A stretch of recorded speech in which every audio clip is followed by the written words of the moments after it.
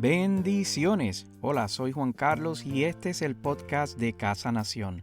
Aquí compartiremos historias reales de fe, estudios bíblicos, lecturas, momentos de oración y las prédicas desde nuestra comunidad de fe aquí en Carolina del Norte. Vamos directo al episodio de hoy. Padre, en el nombre de Jesús, nombre que sobre todo nombre, Señor, nombre en el cual toda rodilla va a doblarse, Señor. Te adoramos, bendecimos tu nombre, Señor, te cantábamos, Señor, que tú eres digno de toda la adoración, de toda la alabanza, Señor. Te decíamos, Señor, que tú eres nuestro refugio, Señor, donde podemos correr y descansar y sentirnos seguros, Padre. Gracias por la oportunidad de reunirnos en este lugar a adorar y bendecir tu nombre, Señor, a hablar de ti, de tus amores, Señor, a recordar de cuánto tú nos amas, Señor, y cuán agradecidos estamos nosotros de tu amor, Señor. Gracias, Padre. En el nombre de Jesús yo te presento la palabra, Señor, y la reflexión que voy a tener en la mañana de hoy. Padre, para que nos hable, nos bendiga, Señor. Padre, que esta palabra que voy a compartir bendiga a tus hijos tanto como me bendice a mí, Señor.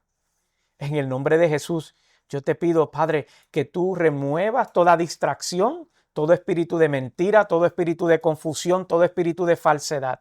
Todo aquello que quiera, Señor, minar o robar la palabra, Señor, que vamos a compartir. Lo llevamos sujeto a Cristo. En el nombre de Jesús, yo te doy gloria y honra. Amén y amén. En el día de hoy, comienzo con una confesión, ¿verdad? Confesiones, ¿verdad? Y les recuerdo que confesiones, cuando yo digo que voy a hacer una confesión, es contarle algo íntimo mío, algo que aunque a veces hago confesiones de mi familia, ¿verdad? Que me lleva a estar en problemas, pero hoy esta es mía. Y es que en muchas ocasiones yo le he preguntado a Dios que cómo es que se te ocurre amarme.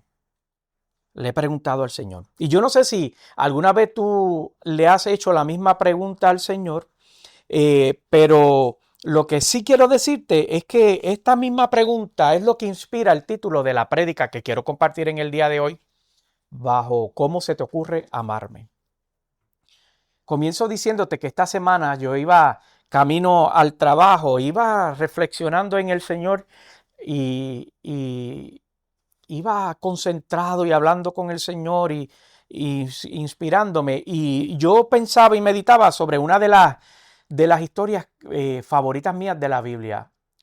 La Biblia tiene muchas historias que me bendicen, pero hay unas cuantas que son mis favoritas. Y hoy voy a compartir sobre una de ellas, porque esa historia en mi vida, cada vez que yo la leo, no importa cuántas veces la haya leído, me estremece, me bendice y me emociona mucho porque me recuerda y me habla precisamente sobre la gracia inesperada, ¿verdad? Ese momento donde llega la gracia inesperada a nuestras vidas. Es una de esas historias que me recuerda lo pequeño que yo soy y me recuerda también lo mucho que me falta para poder entender al Señor. Uno piensa que uno puede llegar a un momento en su vida donde uno entiende al Señor y el Señor le lanza una curva a uno para demostrarle, no, tú crees que tú me entiendes, pero tú todavía no me entiendes. Entonces, como yo como predicador he hablado de esta historia un sinnúmero de veces y como pastor y predicador yo no repito las prédicas. Cada prédica que yo les traigo a ustedes sale directamente fresca del horno y yo trato de no repetir sermones. Pero la belleza de la Biblia y la belleza de la palabra del Señor y su revelación es que carga, debo decir, mis revelaciones en ella misma. Uno puede repasar una misma historia y el Señor le lanza o le revela a uno algo fresco y algo diferente. Y como yo le digo a mi familia y les repito muchas veces, el contexto siempre es importante en una historia. Y eso es clave en esta historia que vamos a estar repasando hoy, entender el contexto o estar pendiente del contexto donde se dan los elementos. Y quiero que me acompañes en tu Biblia al Evangelio de Juan, precisamente en el capítulo 4.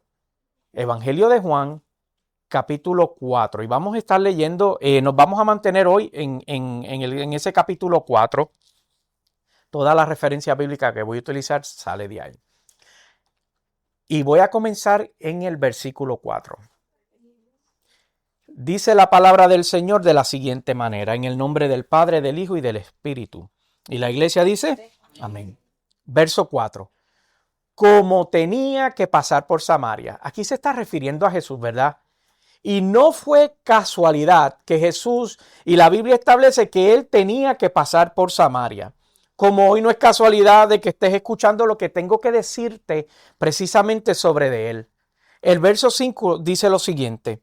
Llegó un pueblo samaritano llamado Sicar, cerca del terreno que Jacob había dado a su hijo José. Verso 6. Allí estaba en el pozo de Jacob. Jesús, fatigado del camino, se sentó junto al pozo. Era cerca del mediodía. ¿Sabes lo que me recuerda este par de versículos que acabamos de leer y de estudiar? Es que Dios es un Dios de detalles. A mí me bendice cada vez que yo recuerdo que Dios es un Dios de detalles. Porque, por ejemplo, en esta historia que te estoy compartiendo, observa dónde precisamente Jesús escogió tener un encuentro con una persona.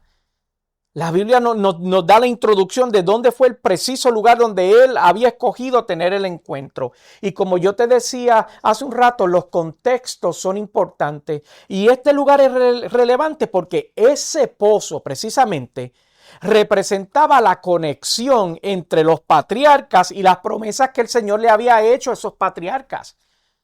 Esa era la conexión, eso era lo que representaba. Ese pozo representaba una promesa, ese pozo representaba una herencia y ese pozo representaba una continuidad de una palabra que Dios le había dado en algún momento de cientos de años de atrás a Jacob precisamente. Y entonces, en muchas ocasiones los pozos eran levantados en lugares clave y este pozo no era la excepción. Allí estaba él en aquel lugar que había sido hincado por aquel que había recibido la promesa que por medio de él iban a ser bendecidas las naciones. En esa interacción, o sea, cientos de años atrás, Dios está teniendo una experiencia con Jacob y le está diciendo, ¿sabes qué, muchacho? En ti voy a bendecir las generaciones. Y aquí estaba, cientos de años luego, Jesús esperando a alguien para tener un encuentro, para precisamente manifestar esa promesa que le había hecho sobre bendecir las generaciones. Pero la Biblia también da algo muy interesante y nos revela otro contexto, y era que Jesús estaba esperando, pero fatigado. Estaba recobrando el aire porque estaba ahí. Yo pienso, usted sabe que mi mente es bien imaginativa, y yo pienso que probablemente estaba pensando, mira, Jacob, hoy es que cumplo una más de mis promesas que hice. Llegué aquí ajoradito, estoy cansado, estoy fatigado, pero llegué a cumplir una de las promesas que yo hice. Jesús se sienta allí estando fatigado y cansado, lo cual nos revela que era humano, pero también intencional. Qué poderoso eso. Tenía el desespero del cansancio, pero tenía la intencionalidad de la misión que le había sido delegada y la misión que él tenía que cumplir en una promesa que había sido hecha cientos de años atrás.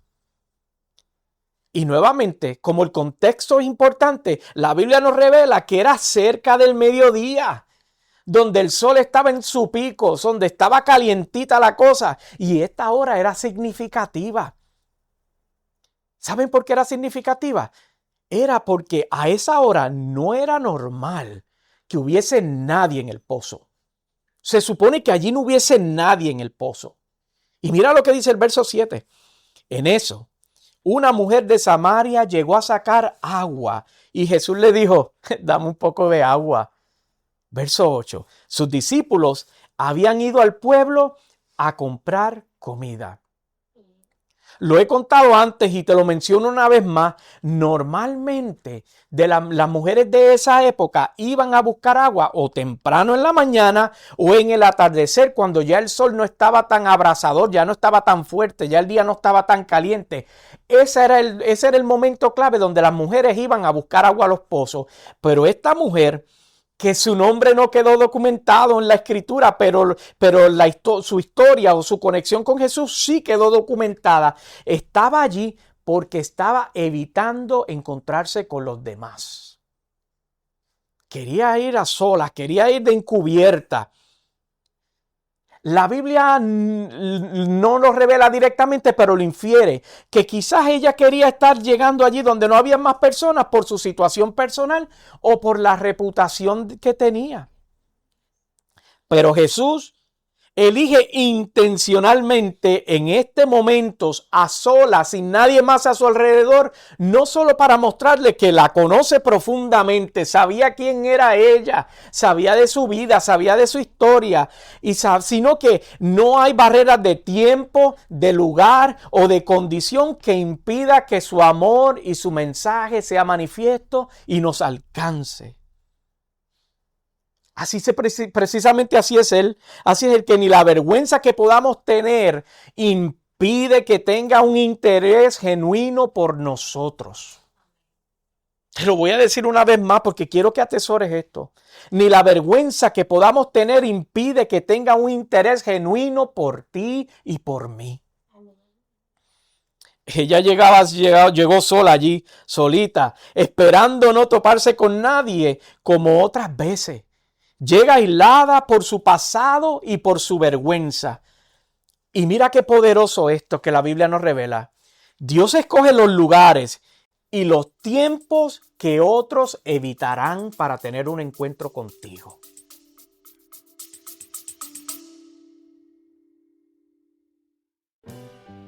Pausa rápida para recordarte que puedes seguirme como Pastor Juan Carlos Vázquez en YouTube, Spotify, Apple Podcast, Alexa, Instagram, Facebook, en todas las redes sociales. Y si quieres encontrar todo en un solo lugar, puedes visitar pastorjuancarlos.com.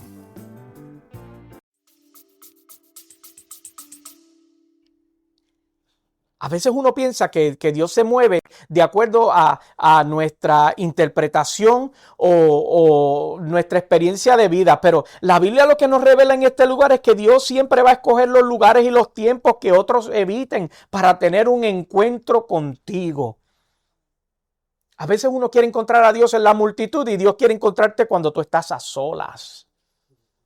A veces uno cree que uno va a recibir una manifestación, una respuesta de Dios en medio de la reunión de los hijos de Dios, pero Dios dice, no, es que yo quiero esto es uno a uno, esto es entre tú y yo, esto es aparte.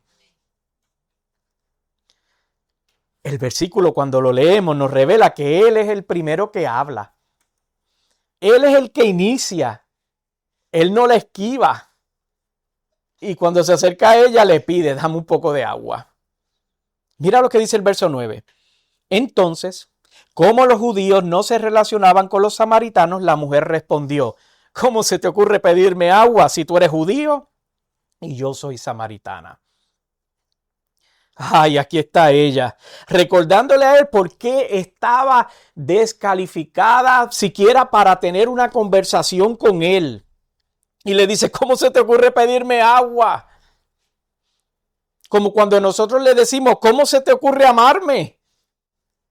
Ella utiliza lo que era evidente para marcar una distancia y así poder ocultar lo que verdaderamente escondía su corazón. Le decía, ¿acaso no notas esta incompatibilidad con que yo tengo contigo? ¿Cómo se te ocurre tú pedirme agua a mí si tú sabes que tú eres judío, yo soy samaritana y nosotros no nos llevamos entre sí? Ella intentaba irse por lo fácil, destacando o resaltando las diferencias significativas, la rivalidad que había entre las dos naciones, ¿verdad? Y te voy a dar un poquito de contexto y lo quiero leer aquí de mis notas. La rivalidad entre los judíos y los samaritanos surgió allá en el tiempo del Antiguo Testamento y surgió precisamente por diferencias religiosas que ocurrieron luego del exilio del Reino del Norte. En resumen es que los samaritanos solo aceptaban el Pentateuco, ¿verdad? Y ellos adoptaron prácticas distintas a los judíos adorando en el monte Gerizim en vez del templo de Jerusalén. Toda la trifulca entre ellos trataba sobre el lugar donde debían de adorar. Para los samaritanos este monte era sumamente sagrado y fue el sitio donde ellos levantaron un templo. Y es clave dentro de su interpretación porque era el lugar que ellos decían que Dios había elegido para adorar. Pero también hay unos detalles importantes de esta ciudad y es que allí se cree o se entiende que fue precisamente donde se dio casi el sacrificio de Isaac, ¿verdad? Por su padre, que lo iba a ofrendar o ofrecer allí en ese mismo monte. Y también fue en este lugar donde se proclamó la bendición al entrar a la tierra prometida. O sea que para los samaritanos esto era un asunto sumamente significativo, este lugar de adoración. Y los judíos entendían que había que adorar en el templo. Pero como todo conflicto cultural, o a veces hasta familiar, todo comienza por diferencias que pueden parecer insignificantes, pero no se trabajan. Tú quieres crear un conflicto generacional o en tu casa, ten una diferencia y ignórala. Eso se convierte en una bomba de tiempo. O como lo que llaman en inglés el snowball effect, right? Que tú agarras una bolita de nieve y la lanzas en la cúspide de una montaña y la pones a correr y esa bola va siguiendo agarrando nieve hasta que se convierte en una avalancha. Asimismo son los conflictos que nosotros no tratamos. Entonces aquí tenemos dos pueblos, hermanos, que no se hablan ni se soportan simplemente por una diferencia de interpretación, un asunto que no fue trabajado. Verso 10. Jesús contestó, si supieras lo que Dios puede dar y conocieras al que te está pidiendo agua, contesta Jesús, tú le habrías pedido a él y él te habría dado agua viva.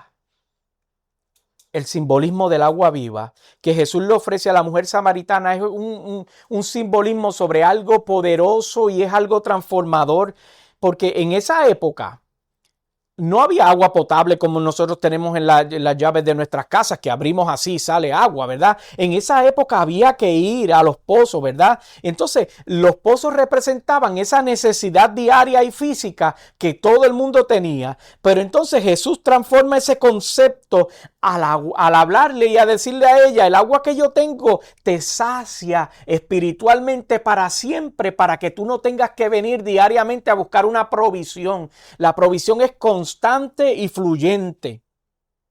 También la revelación que Jesús comparte con ella es que conoce su vida y aún así, y esto es la belleza de esta historia, es lo que a mí me apasiona y me enamora, conociendo a Jesús la vida de esta mujer, aún así la trata con dignidad. Y eso es una poderosa lección. Porque a veces a nosotros nos gusta juzgar desde lo alto, ¿verdad? Y pasar juicio sobre la vida de los demás y los conflictos que pueden estar experimentando los demás o pueden estar viviendo. Y se nos olvida que Jesús trata a todas las personas con dignidad. Jesús lo que hace es que confronta con gracia y amor y le dice, si supieras, si tú supieras. Hay cosas que no hemos pedido simplemente porque no sabemos que están dispuestas para nosotros. Por eso Jesús le dice, el agua que te voy a dar no solo te va a saciar, sino te va a transformar, te va a cambiar. Por eso esa interacción es tan poderosa. El verso 11 dice, la mujer dijo, Señor, ni siquiera tienes con qué sacar el agua y el pozo es muy hondo. ¿De dónde pues vas a sacar esa agua viva? 12. ¿Acaso eres tú superior a nuestro padre Jacob que nos dejó este pozo, del cual bebieron él, sus hijos y su ganado? 13. Todo el que beba de esa agua volverá a tener sed, respondió Jesús. 14. Pero el que bebe del agua que yo le daré no volverá a tener sed jamás, sino que dentro de él esa agua se convertirá en un manantial del que brotará vida eterna. 15. Señor, dijo la mujer, dame de esa agua para que no vuelva a tener sed ni siga viniendo aquí a sacarla. 16. Ve a llamar a tu esposo y vuelve acá, dijo Jesús. 17. No tengo esposo, respondió ella. Jesús le dijo, bien has dicho que no tienes esposo. 18. Es cierto que has tenido 5 y el que ahora tienes no es tu esposo. En esto has dicho la verdad. ¿Qué nos revela aquí? Es que Jesús menciona las relaciones de ella pasadas y los tropiezos de su vida, pero no para condenarla, sino por el contrario, para rescatarla. ¡Wow! ¡Qué poderoso eso! No para condenarla, sino para rescatarla. Porque la verdad dicha con amor sana más que 1000 palabras dulces sin poder. La verdad dicha con amor debo decir, sana más que 1000 palabras dichas sin poder. Entonces, lo que otros usarían para señalarla, Jesús lo utiliza para liberarla. Qué lindo eso. Por eso prefirió, debo decir, estar a solas con ella, porque no quería que nadie entorpeciese o se interpusiese o viniera con miradita juzgadora o comentarios fatídicos, sino que él quería que él y ella tuvieran una conversación para él poder mostrarle el amor verdadero. Por eso le dijo a los discípulos, muchachos, vayan y busquen la lonchera allá en el pueblo. Yo me quedo aquí porque yo necesito hacer algo aquí. Y no quiero que ninguno de ustedes con sus torpezas o sus malas interpretaciones entorpezca eso. Yo necesito un 1 a 1 con ella, un momento de privacidad, porque lo que ella carga, la condenación que ella vive, experimenta, ese sentido de culpa, es precisamente lo que yo voy a utilizar para cambiar su vida. 19 dice, la mujer dijo, Señor, me doy cuenta de que tú eres profeta. 20, nuestros antepasados adoraron en este monte, pero ustedes los judíos dicen que el lugar donde debemos de adorar está en Jerusalén. 21, Jesús contestó, créeme mujer, que se acerca la hora en que ni en este monte ni en Jerusalén adorarán ustedes al Padre. 22, ahora ustedes adoran lo que no conocen. Nosotros adoramos lo que conocemos, porque la salvación proviene de los judíos. 23. Pero se acerca la hora, y la hora ha llegado ya, en que los verdaderos adoradores rendirán culto al Padre en espíritu y en verdad, porque así quiere el Padre que sean los que le adoren. 24. Dios es espíritu, y quienes lo adoran deben de hacerlo en espíritu y en verdad. Mira lo que ella hace. Ella cambia el tema. Ella le tira una curva al Señor ahí, cambiándole el tema. Pero Jesús la guía a lo esencial, que la adoración se trata de algo, un evento, no del lugar donde sea, sino un evento en espíritu y en verdad. Entonces le está diciendo, ya no se trata de un lugar, sino se trata de esa conexión viva con el Padre. No se trata de donde tú y yo nos reunamos a adorarlo, sino de la intimidad que tengamos con Él. No se trata del lugar o la hora o el día de la semana, sino de esa intimidad, de esa conexión que tengamos con Él. No se trata del templo donde tú vayas o el edificio donde tú vayas, sino se trata de una actitud del corazón, un desbordamiento de tu corazón. Mira, cuando otra confesión, y esta es rápida y corta, cuando nosotros comenzamos aquí, estas reuniones aquí en este garaje, yo batallaba con el hecho de que esto era un garaje. Yo batallaba con esto. Y Dios me tuvo que recordar que no se trataba de la estructura donde nos reuniéramos, sino de las personas que llegan a este lugar a reunirse. Se trata de ustedes. No se trata de mí o de mi garaje o de mi casa. Se trata de cada uno de ustedes. Porque Dios no está interesado en la apariencia o en cómo se ven las cosas. Sí, hay que tener cierto nivel de cumplir ciertas expectativas para las reuniones, pero no se trata de la apariencia, sino de lo que se trata es de una entrega real. De una entrega real, de una conexión genuina, de una relación íntima verdadera. No de palabras, sino de hechos, sino de experiencia, sino de profundidad. El 25 dice, sé que viene el Mesías, al que llaman el Cristo, respondió la mujer. Cuando Él venga nos explicará todas las cosas. 26. Ese soy yo, el que habla contigo, le dijo Jesús. yo soy el que habla contigo. Qué declaración más poderosa. Qué declaración más poderosa que le está diciendo. El que tú estás esperando soy yo. A esta mujer con un pasado complicado, Jesús le revela algo que abiertamente no le había dicho a muchos todavía. A una enemiga, ¿verdad? Porque era de un pueblo enemigo, un pueblo que tenían una controversia, un pueblo que tenían una separación que no se llevaba. Él escoge para revelarle la misión por la cual él estaba en la tierra, que habían discípulos que ni siquiera la estaban entendiendo. Y él le dice abiertamente, yo soy ese Mesías que tú estás esperando. Hay cosas que Dios nos revela en conversaciones privadas a corazones sinceros. Y esa era la dinámica que había aquí. Había una relación, una conexión de un corazón sincero. Esta mujer le estaba hablando desde su corazón a Jesús, y Jesús dijo que yo no puedo rechazar este corazón tan sincero. Yo tengo que darle revelación y darle propósito y darle sentido. Algunos piensan que solo Dios revela a las personas que llamó a dirigir la vida espiritual de otro, ¿verdad? Los líderes religiosos, los pastores o al que sea el líder religioso. Pero eso está muy lejos de la verdad. Eso no es cierto. Porque todos tenemos acceso al mismo Dios, al mismo Espíritu y a la misma fuente. La clave es tener un corazón sincero, dispuesto a escuchar la voz de Dios. No se trata del individuo. Los individuos van y vienen, pero la conexión que tú puedas tener con el Señor, una conexión sincera, una conexión real, una conexión que verdaderamente demuestra lo que Dios ha hecho en su vida, es lo que Dios utiliza para tener revelación con las personas. Verso 27. En esto llegaron sus discípulos y se sorprendieron de verlo hablando con una mujer, aunque ninguno se atrevió a preguntar. Dice la Biblia, aunque ninguno preguntó, ¿qué pretendes? ¿O de qué hablas con ella? 28. La mujer dejó su cántaro, volvió al pueblo y decía a la gente, 29, vengan a ver un hombre que me ha dicho todo lo que he hecho. ¿No será este el Cristo?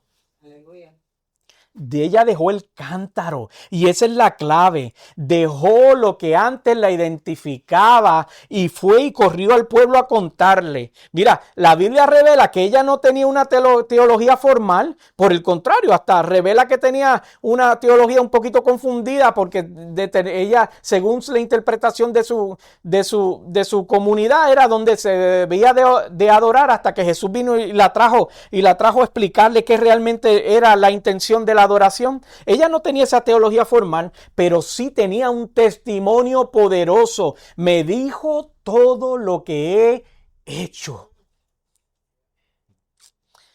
A veces Dios lo que desea usar de nosotros no es nuestra preparación. No es que si tienes estudios bíblicos, instituto bíblico o preparación formal bíblica, no es eso. Dios lo que le interesa utilizar es tu transformación. Es tu transformación. Algunos piensan que no pueden hablar porque todavía que no saben mucha Biblia, o que no tienen un conocimiento profundo de las Escrituras o de la fe, y no se dan cuenta que lo más poderoso de un seguidor de Cristo no es cuánto sabe, sino la disposición de compartir con otros cómo Él los ha cambiado, cómo Él los ha transformado, cómo Él los ha movido de la muerte a la vida, de la oscuridad a la luz, cómo le ha dado una nueva perspectiva de vida. Pero el problema es que a veces nosotros nosotros decimos que servimos a Cristo o que hemos entregado a nuestra vida a Cristo, pero seguimos viviendo la misma vida que el Señor nos sacó. Seguimos haciendo las mismas cosas de las cuales el Señor nos redimió. Entonces, pues ahí está el problema. Entonces ahí es que requerimos justificarlo con conocimiento, con estudio. La Biblia dice que en el mucho estudio no falta voy a decirla mi versión, ¿verdad? La metida de pata, ¿verdad? El errar. Porque lo que está resaltando aquí es que Jesús estaba interesado en la manifestación de la transformación que ella estaba viviendo más allá de su conocimiento. Era eso lo que ella necesitaba, y eso fue lo que ella le entregó a Jesús. Ella corrió y compartió con otros lo que Jesús acababa de hacer con ella. Concluyo con esto. Esta mujer corre a compartir la noticia con su comunidad porque Él escoge a personas inesperadas para llevar su mensaje. Qué poderoso es eso. Él escoge a la persona que uno menos ambiciona, o cumple con las expectativas personales de uno para precisamente ser portador de tan grande tesoro. Cierro con esto. ¿Qué cántaro estás cargando que tú necesitas dejar? ¿A qué pozo tú sigues yendo que ya no te está saciando? ¿Qué es lo que tú has estado evitando en tener un encuentro a Dios por vergüenza, pensando que Él no está interesado en hablar contigo? Y le andas huyendo y le andas dando la espalda porque la vergüenza te arropa y piensas que Él no quiere tener una conexión contigo. Entonces, hoy Jesús está sentado en el lugar donde menos tú lo esperabas, esperándote a ti, diciéndote: regresa donde te supone que estés, regresa a casa, ábreme tu corazón, cuenta lo que yo hago en tu vida, dame tu todo, dame tu vida, tus sentimientos, tus emociones, dame todo tu ser, dámelo porque yo necesito utilizar eso para transformar a otros y transformar tu vida. ¿Le permitirías al Señor que te hable? ¿Beberías del agua de vida que Él te está ofreciendo? Mis amados hermanos, hoy es el día de dejar la vergüenza y de recibir el agua que transforma. Aleluya. Hoy es el día de correr y decir: vengan a ver lo que Jesús ha hecho en mí. Puestos de pies. Aleluya. Aleluya. Padre, eres poderoso. Eres misericordioso. Eres amoroso, Señor. Y te empecinas en amarnos, Dios. Gracias por tu amor inmerecido. Gracias por ese amor que nos transforma, nos cambia, nos da perspectiva, le da contexto a nuestras vidas, Señor. Padre, nos rendimos ante ti. Nos entregamos a ti, Señor. Te pedimos perdón, Señor, por los momentos donde hemos sentido que la vergüenza es más fuerte que tu misericordia y tu amor. Y te pedimos perdón. Hoy reconocemos que tu amor, Señor, nos alcanza. Y en el día de hoy, en este momento, tú escogiste para tener un encuentro con nosotros. Gracias por haber llegado a nuestro pozo, Señor. Gracias por haberte detenido para hablar con nosotros y para decirnos y recordarnos cuánto nos amas. Gracias por darnos propósito de vida y dirección.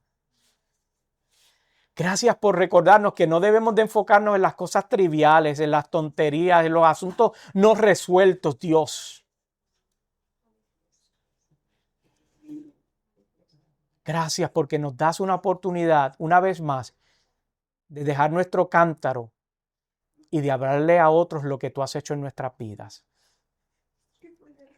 Padre, en el nombre de Jesús, yo te presento a tus hijos, Señor, cada familia aquí representada, Padre. Gracias porque tu Espíritu Santo, Señor, nos arropa, nos toca, nos transforma, nos dirige, Señor, y nos llena. Gracias porque tú ordenas nuestros pasos, Señor.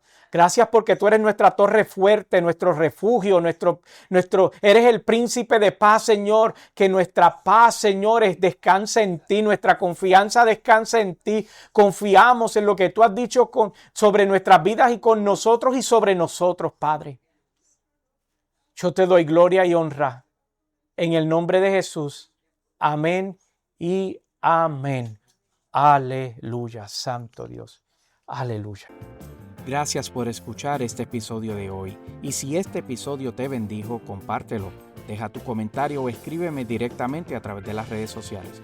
Y recuerda una vez más, todos nuestros recursos están disponibles en pastorjuancarlos.com. Hasta la próxima, sean todos bendecidos.